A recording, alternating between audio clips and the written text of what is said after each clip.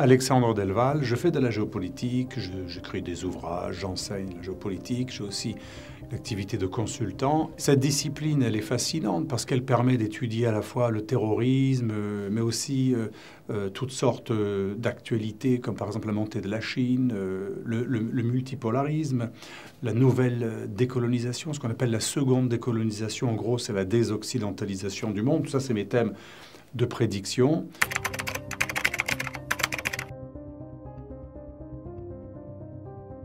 On peut dire que l'islamisme radical, que j'avais nommé totalitarisme islamiste en 2002, lors de l'écriture de mon livre, qui s'appelait justement Le totalitarisme islamiste. Alors, sans faire de moi jeu pour la petite histoire, c'était 15 ans avant le livre de M. Fillon, que j'ai trouvé très très bien d'ailleurs, hein, le totalitarisme islamique. J'avais lancé ce concept donc dès 2002.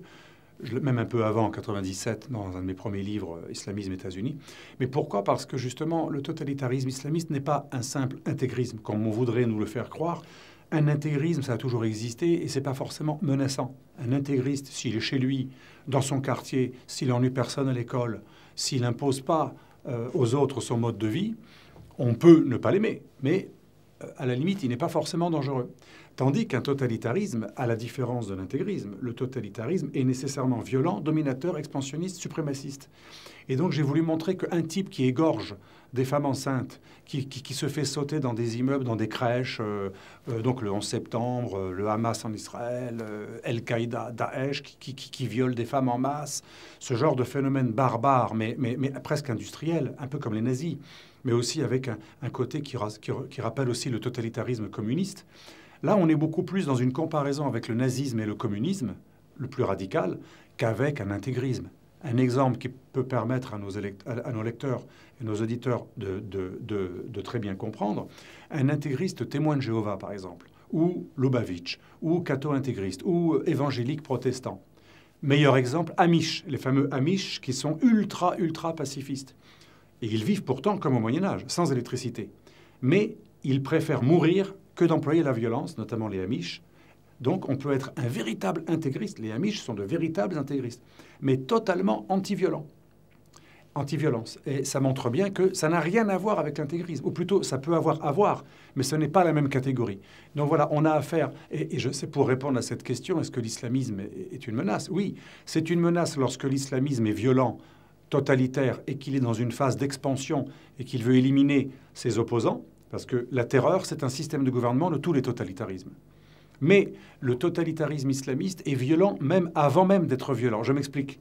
Avant de s'incarner dans un mouvement qui est capable d'être violent, eh bien, il y a aussi des islamistes, comme par exemple les frères musulmans, qui aspirent au califat, comme Daesh, qui ont sacralisé la violence et le djihad, comme Hassan el-Banna, le créateur des frères musulmans, ou Sayyid Qutb, qui était le plus grand idéologue des frères musulmans après Hassan el-Banna, qui est l'inspirateur de Daesh, du Hamas et d'Al-Qaïda.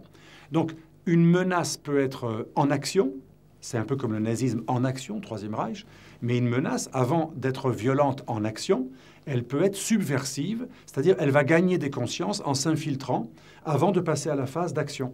C'est tout de même une menace. On va comprendre tout de suite, le fascisme ou le nazisme ou le communisme peut être destructeur quand il a la force de le faire, ou des bras qui sont violents, mais ça peut être aussi une menace purement idéologique qui, dans un premier temps, pour séduire des masses, va s'exprimer de manière entre guillemets pacifique.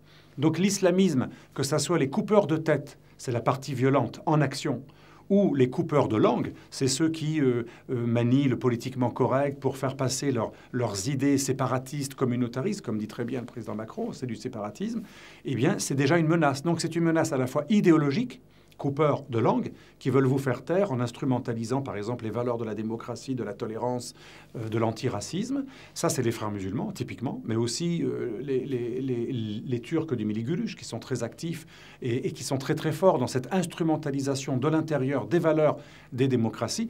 Mais le but stratégique, le rêve, l'objectif stratégique des deux, que ce soit l'islamisme turc du Miligulush ou que ce soit les frères musulmans, c'est le califat, rétablir un califat suprémaciste qui, lui, sera violent, puisqu'il aura comme vocation, comme tous les califats, à étendre le règne de l'islam et un jour à l'imposer à toute l'humanité. Donc c'est une menace, même lorsqu'elle n'est pas violente, puisqu'elle va concourir à faire venir une force qui un jour sera violente.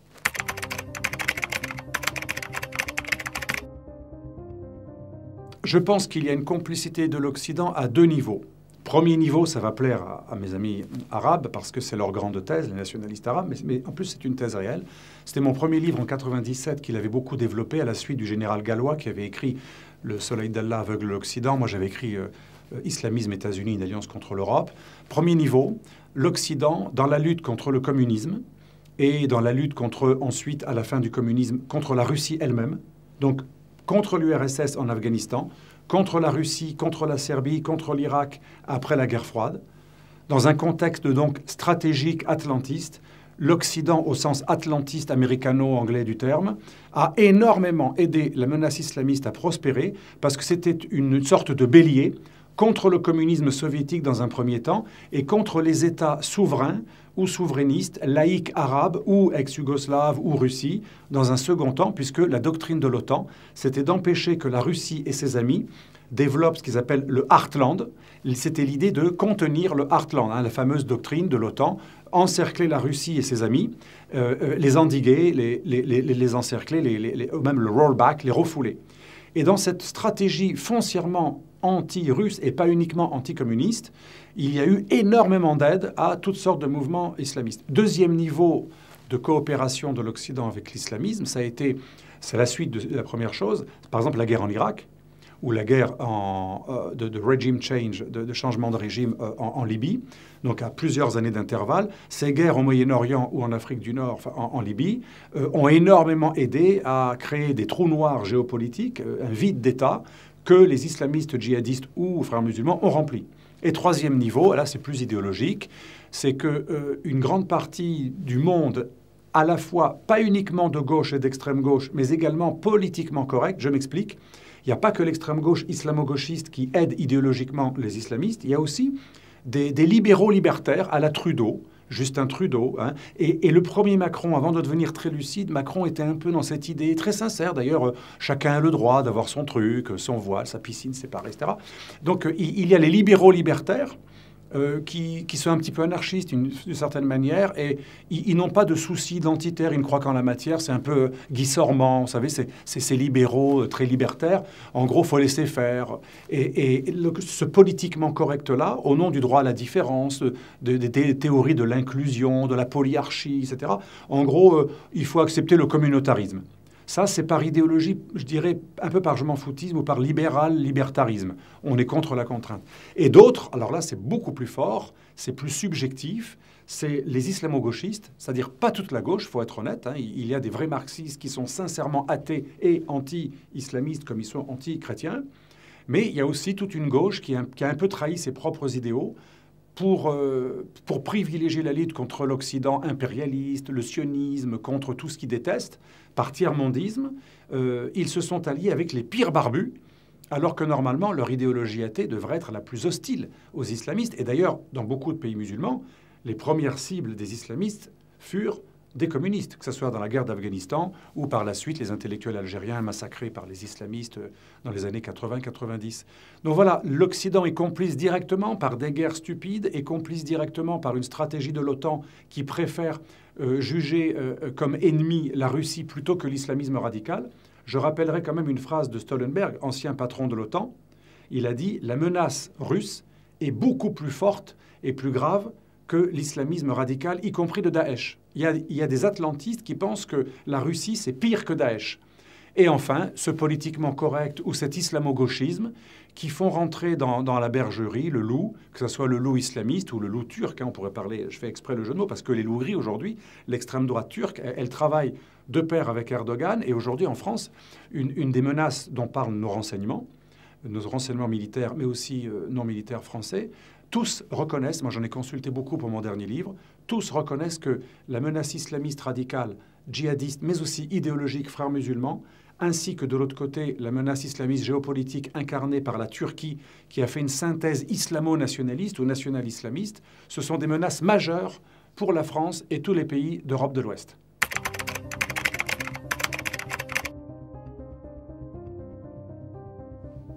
Alors, la stratégie d'infiltration des frères musulmans en France et dans le monde, encore une fois, là, je vais me référer à un de mes livres parce que c'est l'avant-dernier, Le Projet, que j'ai écrit avec un grand spécialiste des frères musulmans, Emmanuel Razavi, qui a vécu 10 ans au Qatar, qui connaît très très bien de l'intérieur, parce que le Qatar, comme vous savez, avec la Turquie, c'est le pays phare des frères musulmans. Hein. Les frères musulmans sont nés en Égypte, mais là où ils sont aujourd'hui protégés, accueillis, financés, c'est la Turquie et le Qatar surtout. Et aujourd'hui, on a une bonne cartographie des nouveaux frères musulmans après le printemps arabe. Comme vous le savez, les frères musulmans ont gagné des élections en Égypte. Après, ils ont été renversés par le général maréchal El-Sisi. Les frères musulmans ayant été éradiqués en Égypte, ils se sont repliés en Europe. Ça qui est paradoxal, c'est l'Europe, la terre de refuge des pires islamistes qui sont combattus par plusieurs pays arabes. Et les frères musulmans ont également trouvé comme appui la Turquie et le Qatar. Et cette nouvelle direction des frères musulmans, Qatar, Turquie et Europe, vous savez que le guide suprême actuel des frères musulmans est réfugié à Londres. Ça montre bien la compromission de l'Occident. Et ces frères musulmans-là sont très malins, alors qu'ils ont créé le djihadisme, alors que Al-Qaïda a été créé par un frère musulman, Abdullah Azzam, alors qu'il y a une énorme possibilité de prouver par maintes indices l'engagement des frères musulmans dans le djihadisme le plus terroriste, le plus meurtrier. Les frères musulmans ont une stratégie très maligne en Europe, c'est se faire passer pour des mouvements antiracistes, s'allier avec la gauche et l'extrême gauche, ou le politiquement correct à la Trudeau, libéral, libertaire. Et donc, ils ont beaucoup d'alliés. C'est une stratégie d'infiltration et de subversion. On subvertit les valeurs de l'Occident et des démocraties, et on prend le démocrate occidental culpabilisé au mot, et on lui dit « tu es contre le racisme, prouve-le en étant pour le voile. Tu es contre le racisme, prouve-le en acceptant le communautarisme. Tu es pour la tolérance, prouve-le en acceptant des lois spéciales pour les musulmans. Sinon, ça veut dire que vous nous empêchez d'être musulmans et vous êtes intolérants. » Et cette stratégie d'infiltration est extrêmement habile, puisque en utilisant la culpabilité de l'homme blanc, comme dit Pascal Bruckner, cette mauvaise conscience, eh bien, c'est très difficile de lutter contre des gens. L'Européen est tellement culpabilisé, c'est ce que j'avais expliqué dans mon livre, Le complexe occidental, il est culpabilisé d'une manière tellement pathologique, on peut dire que c'est une pathologie collective, qu'aujourd'hui, dès que on pique l'occidental sur ce registre, dès lors qu'on le chatouille sur ce registre, qu'on instrumentalise sa mauvaise conscience, ça lui fait littéralement baisser la garde. Ceux qui connaissent la boxe connaissent bien le principe de la garde, il ne faut pas trop baisser. Et effectivement, l'occidental aujourd'hui nous semble incapable de lutter contre la menace islamiste parce que c'est une menace qui n'est pas que djihadiste. L'occidental a compris que le djihadisme est dangereux. Mais l'occidental, quand il voit quelqu'un qui fait la victime, qui dit « mais moi, je fais rien de mal, moi, je condamne le terrorisme ». D'ailleurs, le terrorisme n'a rien à voir avec l'islam. Donc quand un islamiste, déjà, il dit que ça ne peut pas être lui le responsable, puisque l'islam n'a rien à voir avec le terrorisme, et lorsqu'il vous dit « moi, je ne suis pas terroriste, je suis contre toute forme de terrorisme, mais par contre, je suis pour la liberté, le droit à la différence, et la république laïcarde m'empêche d'être libre ». Eh bien, ils nous prennent dans nos propres contradictions et notre propre mauvaise conscience, et ça explique en grande partie, avec aussi les compromissions, parce que les frères musulmans ont quand même un État très riche derrière eux, le Qatar, qui a payé beaucoup d'hommes politiques. Il ne faut pas se cacher. Hein. J'allais dire, il ne faut pas se voiler la face, c'est le cas de le dire. Beaucoup d'hommes politiques ont été littéralement achetés par le Qatar. Je sais que ça fait populiste, mais c'est une réalité. Moi, je parle très souvent avec des gens qui sont dans le renseignement ou des anciens du renseignement. Ils le savent tous, qu'énormément d'hommes politiques ont été achetés par le Qatar. Et donc, ça fait des pressions. Ça permet d'exercer des pressions. Donc, les frères musulmans ont un défenseur géopolitique puissant qui est la Turquie d'Erdogan, un financier qui passe à la caisse régulièrement et beaucoup plus généreux que d'autres États arabes riches, c'est le Qatar. Et avec cette stratégie qui est aussi qui s'accompagne de compromission, de financement et d'accointance, sans oublier la dimension électorale aussi, hein, parce qu'on accuse souvent les hommes politiques, mais ce n'est pas les plus hauts, les plus responsables. Ceux qui sont le plus compromis, c'est souvent des élus locaux, des maires, qui, effectivement, dans leur quartier, leur ville, ils n'ont pratiquement parfois que des électeurs musulmans, ça c'est pas un problème, mais musulmans islamistes, réislamisés. Quand vous avez des électeurs musulmans laïcs, vous pouvez rester fidèle à la France, parce que le musulman n'est pas un problème en soi. Mais quand vous avez des islamistes qui travaillent des quartiers depuis des années et qui ont fait en sorte que la pensée officielle devient l'islamisme et pas l'islam, l'islamisme radical, l'homme politique est obligé de faire un minimum de concessions, enfin obligé.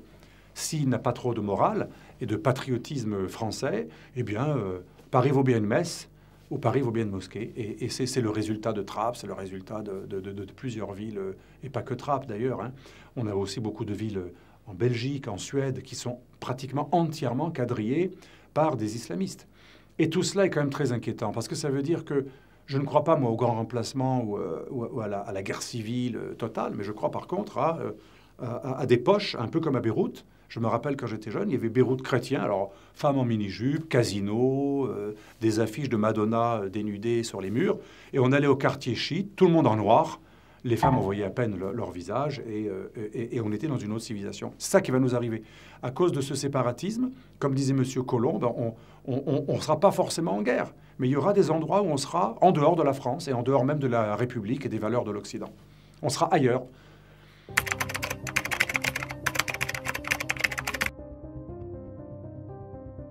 Alors Joe Biden, j'ai pas mal écrit là-dessus. C'est pas quelqu'un qui est pro-islamiste au départ. Ce n'est pas quelqu'un qui est gauchisant au départ, mais Biden avait une faiblesse. Il a fallu quand même qu'il réunisse des forces face à Trump, qui à un moment était quand même un peu menaçant. Trump n'est pas passé très très loin de la victoire. Et donc, il a dû réunir ses forces, à faire le plein des voix pour ne pas perdre, comme la première fois Clinton, qui avait beaucoup perdu du fait qu'elle ne s'était pas trop entendue avec Sanders. Alors, Biden, plus malin que Clinton, s'entend avec Sanders en échange. Il faut savoir que M. Sanders est très proche de Frères musulmans. C'était un membre des Frères musulmans officiels américains qui était l'un de ses directeurs de campagne.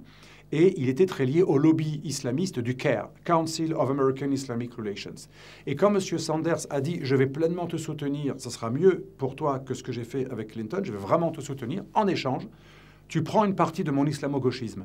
De ma stratégie tiers-mondiste, d'alliance avec non seulement les minorités visibles, mais aussi le lobby des Frères musulmans. Et la première grande conférence que Biden a fait sur ces sujets, ça a été avec le lobby du CAIR et un lobby électoral, parce que c'est très américain, il y a une espèce de chapitre. C'est un lobby électoral qui a été créé par le CAIR et par les Frères musulmans américains pour voter, pour faire voter les musulmans en faveur du Parti démocrate, des racoleurs de voix islamistes pour le Parti démocrate. Et bien sûr, Biden a été très tenté.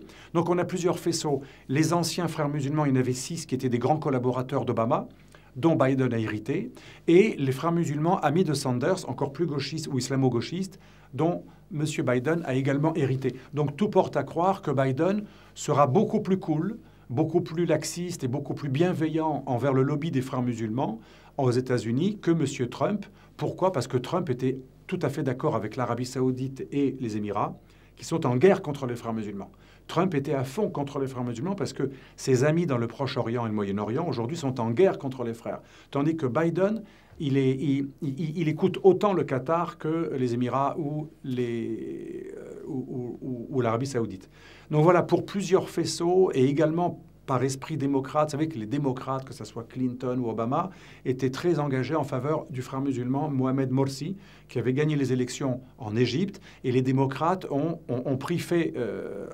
vraiment défendu totalement les frères musulmans égyptiens et ont critiqué El-Sisi lorsque celui-ci a fait un coup d'État contre les frères musulmans. Donc ça fait quand même lourd. On a quand même de quoi penser que les démocrates autour de Biden vont être plutôt laxistes envers les frères musulmans, un peu comme l'a été Trudeau au Canada.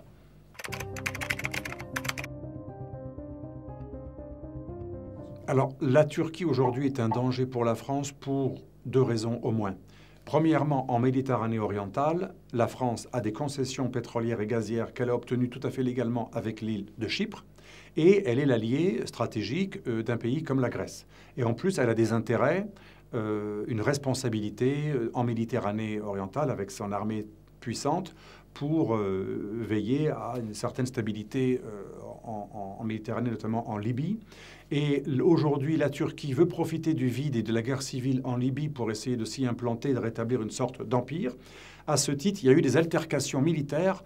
On n'est pas passé très loin d'une altercation véritablement violente entre la marine turque et la marine française. Rappelez-vous, Macron avait été choqué, il y avait eu vraiment un rappel à l'ordre de la France, etc.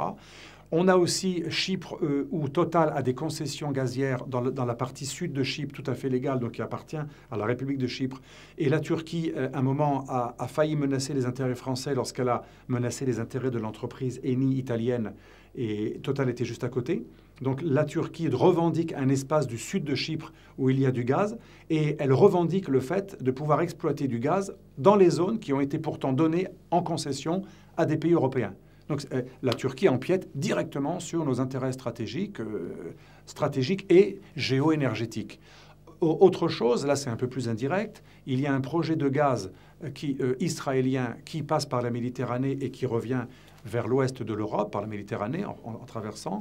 Et ce projet est également menacé par la Turquie, qui a déclaré le projet de l'Union européenne de gazoduc sous-marin se fera si on le veut bien, avec des menaces permanentes. Et enfin, la Turquie menace un autre allié de la France, la Grèce, puisque la Turquie revendique pratiquement tout le gaz autour de la Crète et de la mer Égée, qui passe du nord-ouest de la Turquie jusqu'au nord de la Libye. Et d'ailleurs, la Turquie a fait un accord ubuesque qui est sans fondement avec le petit gouvernement de Tripoli, qui représente que 10% de la Libye, mais un semblant d'accord. Et Erdogan s'est dit, puisque la Libye accepte de faire un accord de délimitation des eaux territoriales, des zones économiques exclusives, la Turquie s'est carrément accaparé 40% de la Méditerranée en toute illégalité, en violant les zones économiques exclusives de la Grèce, de Chypre, de l'Égypte, d'Israël, de la Syrie et du Liban.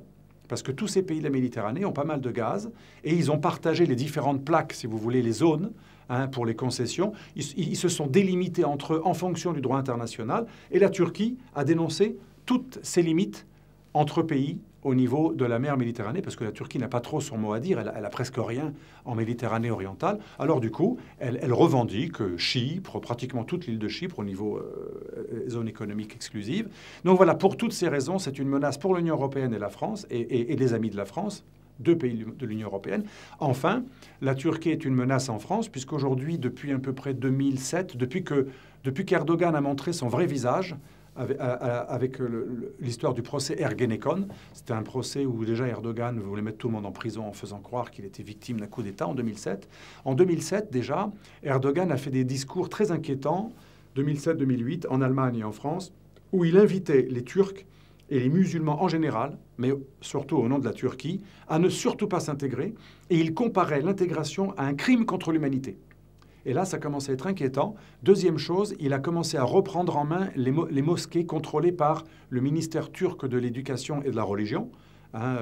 Et ces mosquées contrôlées par le ministère turc de la Religion, le Diyanet, qu'on appelle DİTİB en Europe, elles ont été reprises en main par les islamistes durs qui sont autour d'Erdogan. Et donc les mosquées officielles encadrées, et les lycées aussi, encadrés par la Turquie, sont devenus des instances par lesquelles Erdogan a fait passer non seulement un nationalisme négationniste qui remet en cause une loi adoptée par le Parlement français qui est très importante, qui condamne le génocide arménien et qui reconnaît donc la réalité du génocide arménien, mais aussi, surtout, Erdogan incite les musulmans et les Turcs en particulier à ne surtout pas s'intégrer et à agir de manière un peu comme des colons. Et ça, c'est en contradiction totale avec le principe français d'intégration et les valeurs républicaines. D'ailleurs, le responsable de l'islam turc, qui à un moment était le chef du Conseil français du culte musulman, Ahmet Ogras, a été peut-être le chef du CFCM le plus virulent qu'on ait jamais eu, qui a ouvertement traité de malade mental un Premier ministre français, M. Valls, à cause de l'affaire du voile, et qui a véritablement diffusé ce que j'appelle la stratégie de la paranoïsation. Et Erdogan, comme les frères musulmans, est très fort dans l'instrumentalisation de la mauvaise conscience et systématiquement traiter la France d'islamophobe. D'ailleurs, Erdogan en parle tout le temps dans les congrès de l'Organisation de la coopération islamique, l'OCI. Systématiquement, il insulte la France, il l'accuse de racisme d'État, d'islamophobie, de déporter les musulmans. Il a même accusé la France d'avoir génocidé 3 millions d'Algériens. Ça devient insupportable et surtout inacceptable pour un État qui est membre de l'OTAN et qui devrait être un allié.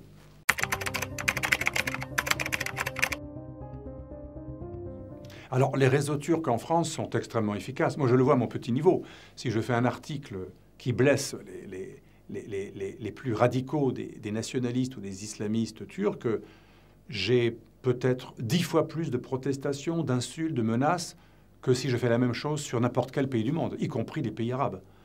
Même si je fais les articles les plus durs contre le Qatar, j'ai eu une fois une convocation à l'ambassade, mais c'était très sympathique d'ailleurs, c'était rigolo. Moi j'ai dit ce que je pensais, finalement On s'est respecté parce qu'on n'était pas tout à fait d'accord, mais voilà, c'était entre hommes, quoi. On s'est parlé courtoisement. Mais les Turcs vous menacent de manière massive. Vous recevez, ils vous spamment, ils vous font cracher votre ordinateur. D'ailleurs, récemment, la Turquie a été condamnée par le Conseil de l'Europe. Il y a eu un hackage pendant 3 jours du site de l'organisation qui avait rappelé à l'ordre la Turquie, qui avait violé les principes d'une organisation dont elle est signataire. Donc avec la Turquie, je reconnais qu'ils sont très efficaces et les militants turcs sont très actifs.